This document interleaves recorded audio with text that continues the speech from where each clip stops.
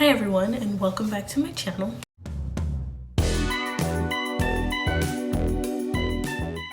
Today I want to talk about something that's super important but often overlooked: autism in girls. A lot of times, girls are usually diagnosed way later than boys are, and it's because it can be harder to recognize the signs and traits that girls show. Let's talk about 5 different ways that autism shows up in girls and why we tend to be diagnosed later in life.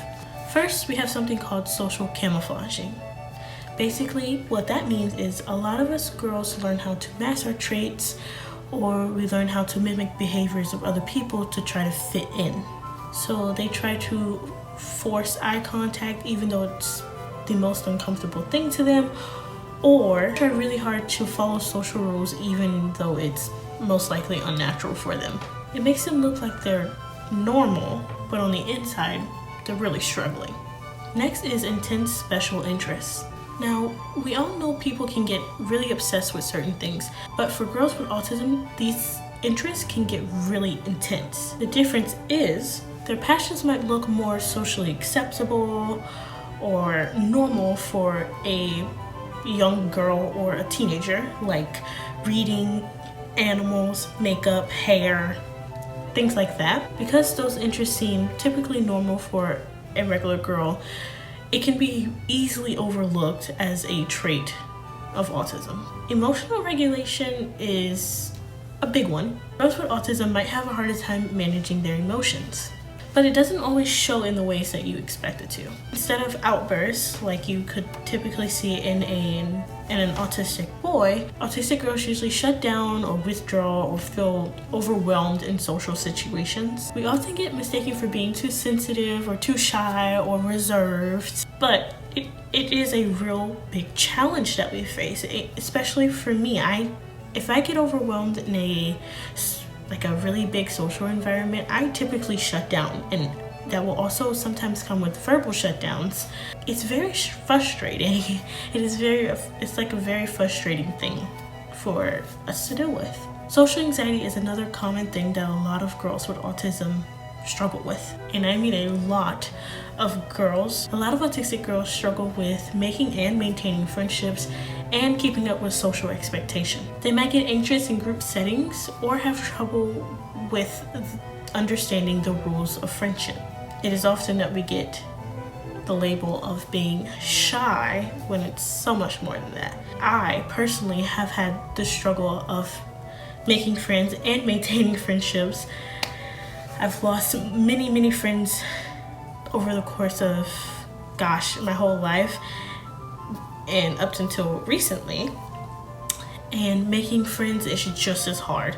It is incredibly difficult to this day, and I'm 20 years old. So yes, it is much more than just being shy. It is just hard because girls think you're weird, or they think you like a pick-me girl.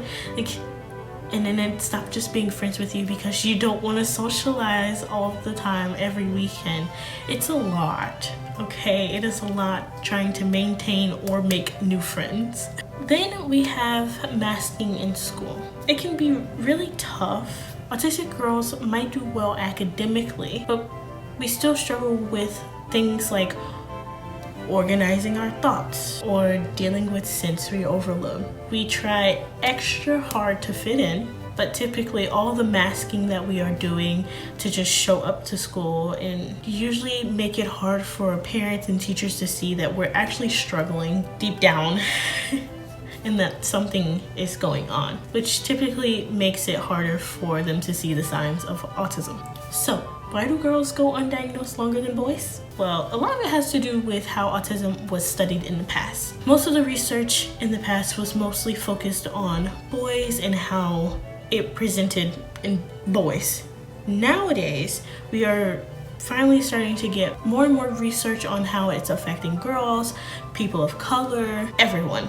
It's not just going to be focused more on boys, but there are still some providers that use the old terminology or use the old criteria, and it makes it incredibly hard for them to see how autism could be different in girls versus how they've seen boys. Since us girls typically tend to mask and our symptoms or our traits may present differently, it is harder for providers or professionals to diagnose us or to even consider that it may be autism that we are struggling with, and we typically end up slipping through the cracks.